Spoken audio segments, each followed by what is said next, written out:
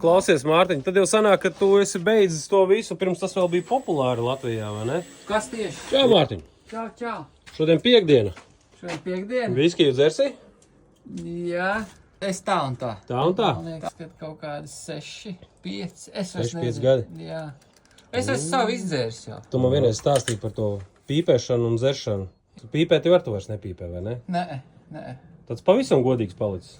Ai, kaut kā tas ir. Tas varbūt kaut ko teica, ka dzeršana vēl kādreiz, iedzert vēl kādreiz, kā saka, kaut kas vēl pietrūks no tā visa, bet pat pīpēšana pietrūks. Ja ieliek, teiksim, tādā kā, cik stulbi bija dzert, vai cik stulbi bija pīpēt, tad pīpēšana, ar dzeršanu tu vēl kaut ko dabūji pretī. Tur jautru vakar, tur kāršu spēli, jautru parunāšanu.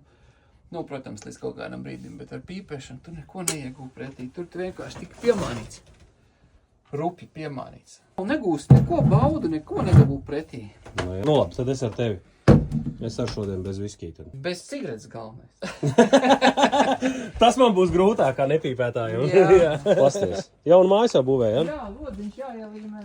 Un liet darīt. Un logi nebūs. Labi. Feini?